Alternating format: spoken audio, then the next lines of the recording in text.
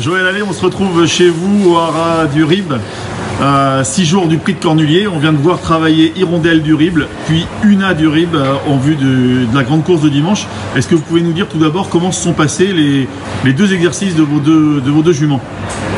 Apparemment bien, j'ai pas eu de problème pour les préparer. Aujourd'hui, elles ont bien travaillé, elles ont fait le dernier bon travail parce qu'on est à 6 jours de la course et donc elles travailleront jeudi un petit peu, mais là aujourd'hui c'est là où elles ont fait le travail de fond.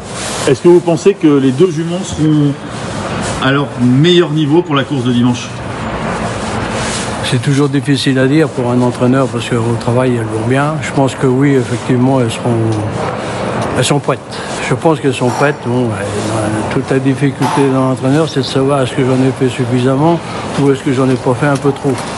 Alors là encore, une question difficile. Est-ce qu'il y a une préférence entre les deux juments? C'est pas les deux mêmes. Du tout. Hirondelle est une jument qui est plus froide, plus besogneuse au travail. Ina est beaucoup plus tendue, beaucoup plus électrique, beaucoup plus tonique. Plus de vitesse peut-être que Hirondelle. Hirondelle a plus de fond par contre.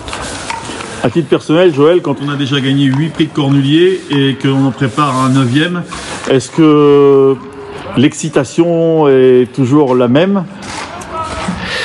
Pas l'excitation, la passion.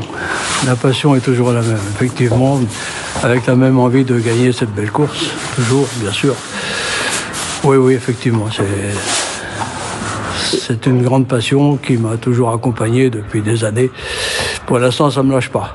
Et en plus, avoir deux représentantes dans la même édition, issues de l'élevage, c'est quelque chose. En plus, on connaît votre passion pour l'élevage. C'est en plus un vrai aboutissement.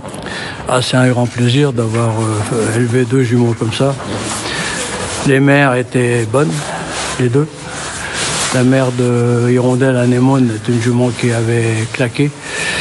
Elle avait une tendinite, elle n'avait pas pu l'entraîner suffisamment pour pouvoir courir, mais je pensais qu'elle allait vers le Cornulier, effectivement.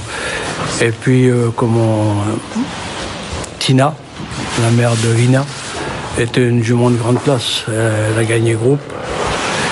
Et elle était issue d'une passion qui était une très bonne jument, qui a très bien produit. C'est une très belle lignée, ça. Lignée de chevaux un petit peu tendue, un petit peu difficile, mais des chevaux où on voit beaucoup de gagnants quand même. On sait que vous regardez les courses de très près. Vous êtes l'un des rares entraîneurs qui regardez même les courses à la jumelle. Est-ce que vous avez regardé, est-ce que vous avez vu des choses particulières pour la course de dimanche, évidemment dans l'opposition? Est-ce qu'il y a des chevaux que vous craignez tout particulièrement? J'ai vu, oui effectivement, j'ai vu Anna Démol courir 2-3 jours. Après, j'ai revisionné d'autres courses. C'est la jument de base de la course, je pense. La jument Madame Gage. Idéal du Chêne. Idéal du Chêne aussi est une jument de très haut niveau. Je trouve que c'est un lot où il y a beaucoup de bons chevaux. Je cite que ces deux-là, mais Fleur de Goutier, bien sûr, c'est la gagnante des 2 dernières éditions. Grand Villesse-Bleu, c'est une jument de haut niveau aussi. Tout ça, c'est une course relevée. Pour moi, c'est une course très relevée. Très relevée. Presque, ouais. Presque plus relevée que les dernières éditions? Peut-être. Je trouve qu'il y a un excellent. Qu'est-ce qu'on peut vous souhaiter? La jument Fabrice Soulo aussi, qui a gagné le prix de Calvados. Oui. Non, c'est un très bon. Qu'est-ce qu'on peut vous souhaiter, Joël, pour dimanche?